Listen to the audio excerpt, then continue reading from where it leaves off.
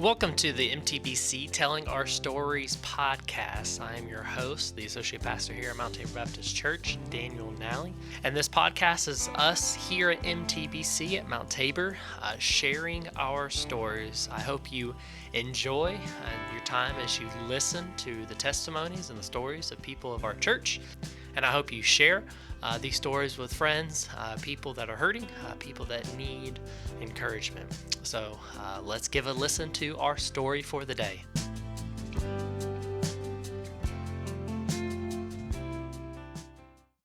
Welcome back to MTBC Telling Our Stories. Today, we're sitting down with Miss Katie Lockaby. She's sitting with me, going to share her story. This is actually a take two. We sat down earlier, last week actually, about this time. And when I went to go pull up the footage, it was, I don't even know what was wrong with it.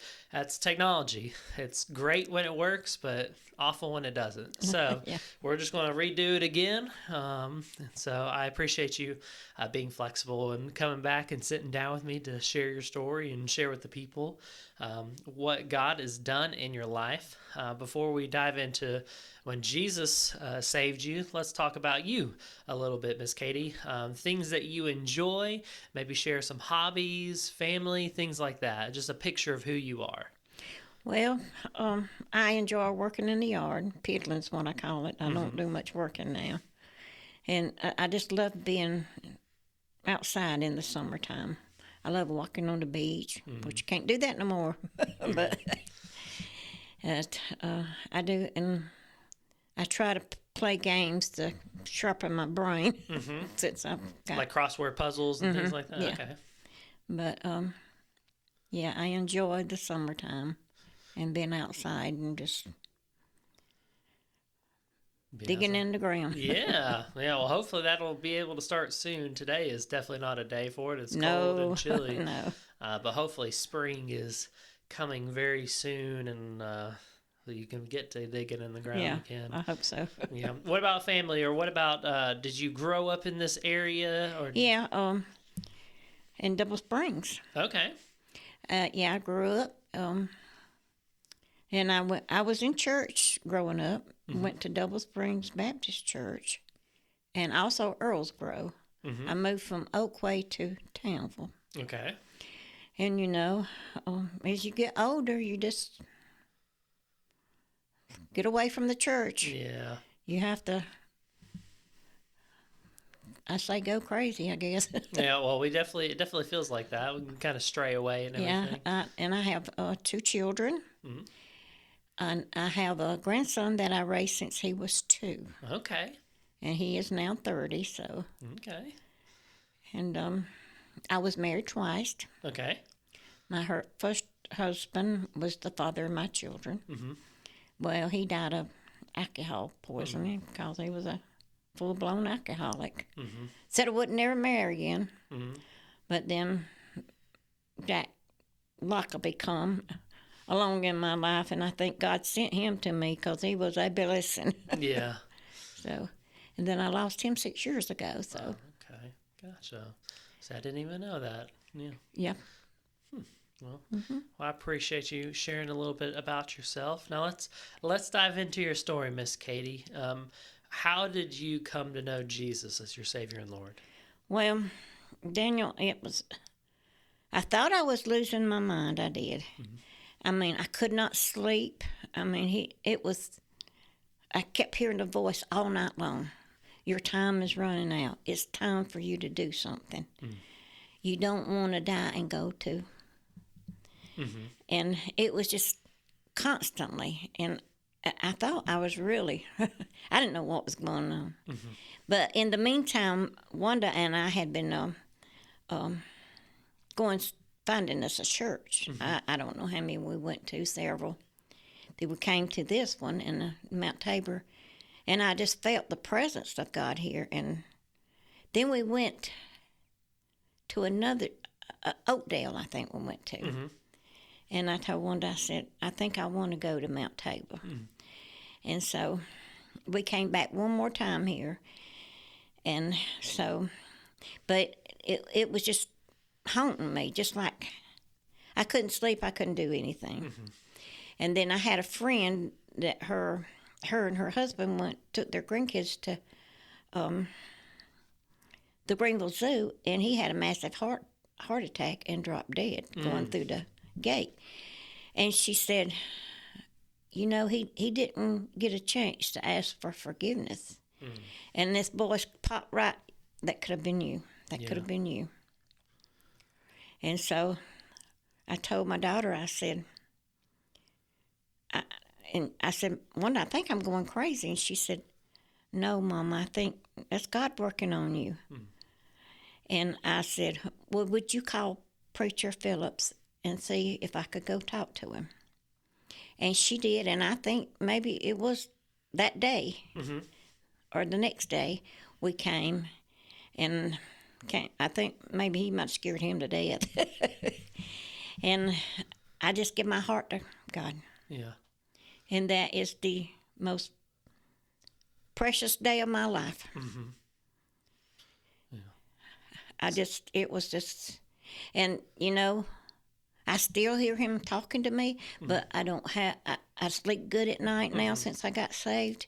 But I guess he was just chasing me. Well, I would say so. It sounds like it. So you've been hearing this voice. You've been struggling sleeping all these nights, and this kept on. Your time is running out. Your time is running short, and then sat down in Philip's office, and you just felt like it was time. Yes, it was, and I mean, it was months. It went on. I might just a couple of weeks. No, it was months. But I just kept pushing it away, pushing it away. Push it away, but also at the same time, like you said, you thought you were going crazy. And, and then I thought, well, maybe I'm fixing to die. Maybe I, you know, you have all these thoughts but it was pretty rough there for a while. Yeah, but it was just the Lord trying to get after you. Yes, it was, and thank God, Wanda, she got me and brought me here, and and I've been blessed ever since, Daniel. Yeah, that's amazing. I mean, that's definitely, you know, we hear stories of people coming to know Jesus. I don't know, I hear many of the Lord really chasing after someone as strongly as he was chasing after you. What does that make you feel like, that he was chasing after you that strongly? Well, I think he was telling me I better get saved. Yes. Yeah. Because, you know, I wasn't saved, so. Yeah. I always say I wasn't the best person, but I'm not the worst person either before I got saved, but I just wasn't saved. Yeah. Yeah. Well, that day you came to know Jesus, and now you're saved. And you said that you've been sleeping good now? Yes. In fact, I can't hardly get out of bed now. Well, some of these mornings it's tough to get out of bed. I mean, that's a praise in itself, you know, that the Lord was able to give you peace, you know, after, you know, meeting you where you were. And I thought, Pete, you know, if I tell this, people's going to think I'm crazy. And I finally told Wanda, I said, something's wrong. I said, I can't sleep. I said, I keep hearing it's time for you to get saved. Your time's running out. And I said, Wanda, am I losing my mind? She said, no, Mama. Yeah. She said, God's working on you.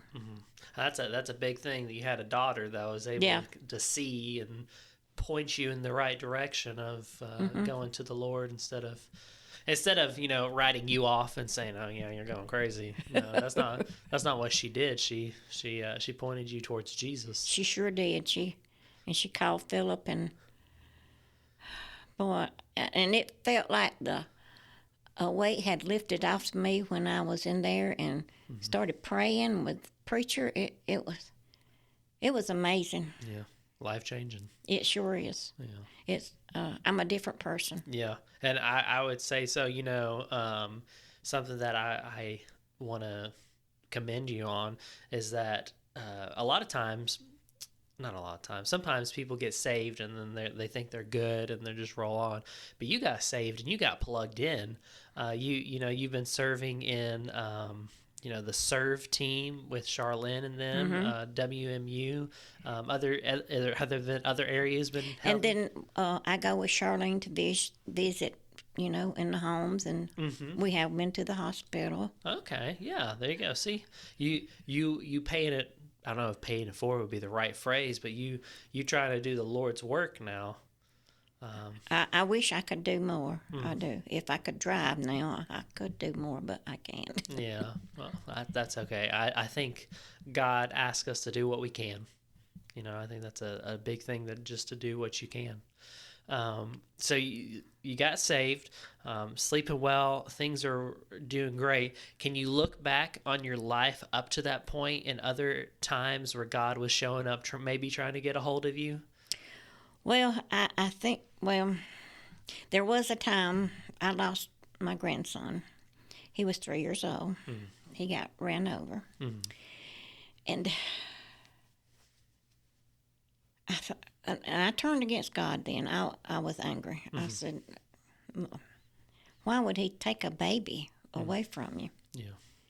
But and I was in a bad place there.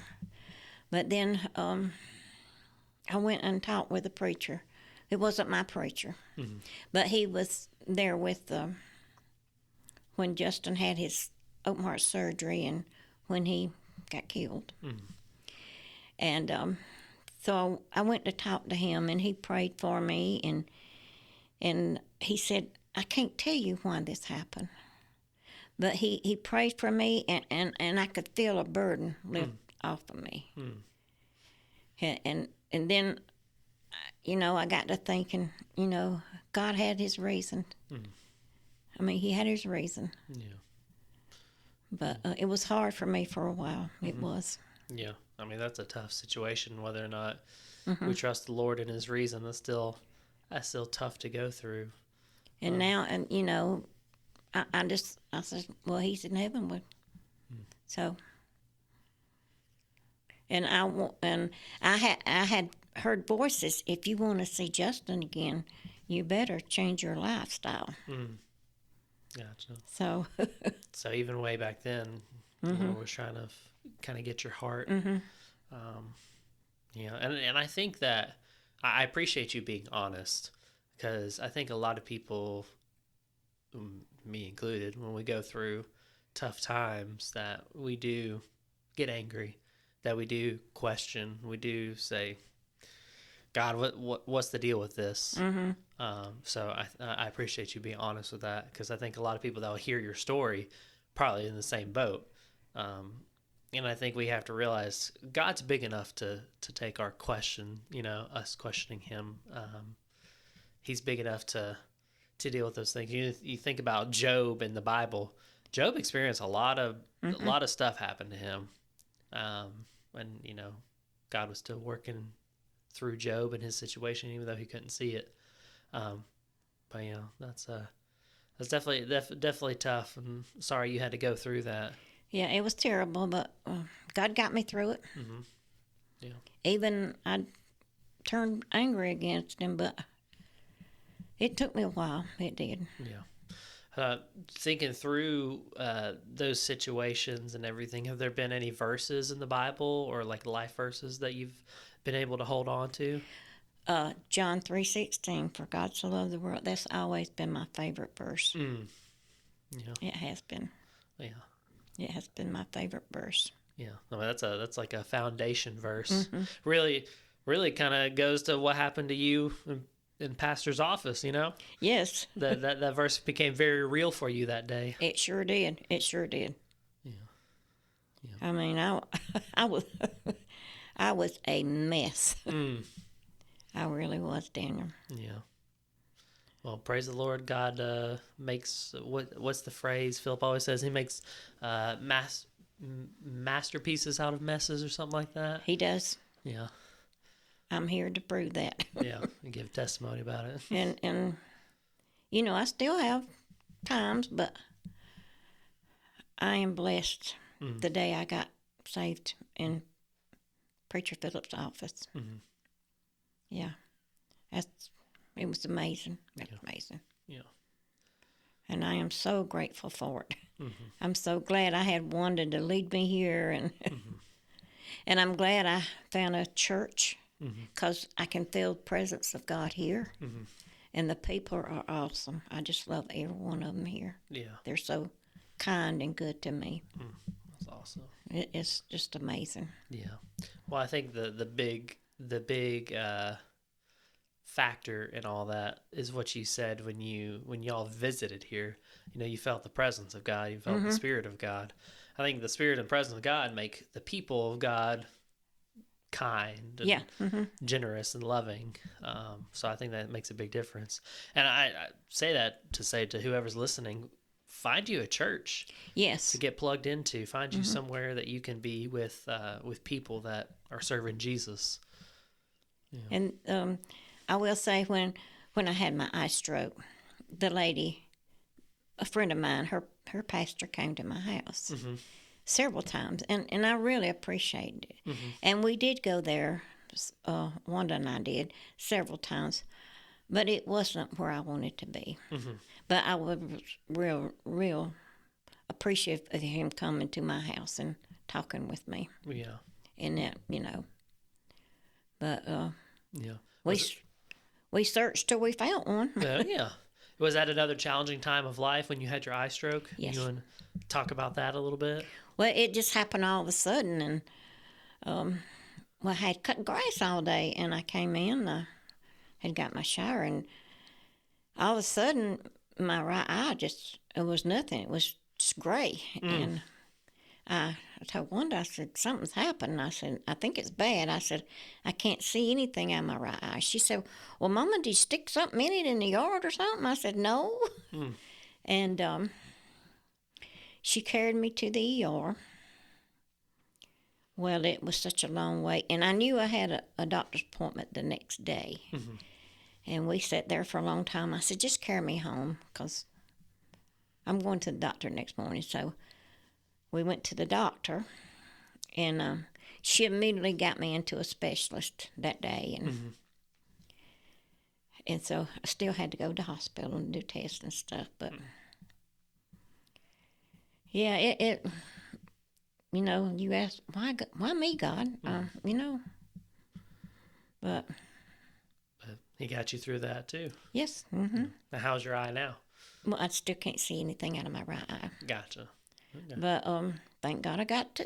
Yeah, that's a good perspective of things. That there's still. Yeah, I've never heard of an eye stroke. Never had. I don't think I have either. I didn't until we when they got me to the after I saw the specialist, and they sent me to St. Francis in Greenville, and they gave me this book about strokes, and that was the second thing on that book was the eye stroke, and I never heard. So more common than what we would think, probably. Well, that was very kind of that pastor to come and pray with you and everything. That's awesome. Yeah, it was. Yeah, and I really was appreciative for him to come, and but we tried. We went there several times, but it just wasn't. Yeah. Well, I think God leads us to where He wants us to. I think He does. Well, I know He does. Yeah, yes, I do. And that's what He did. Right? Yeah, He led me here. Yeah, that's awesome. So, Miss Katie, what is one thing that you would like to share with whoever's listening to this? One thing you'd like to share with them about your relationship with Jesus now?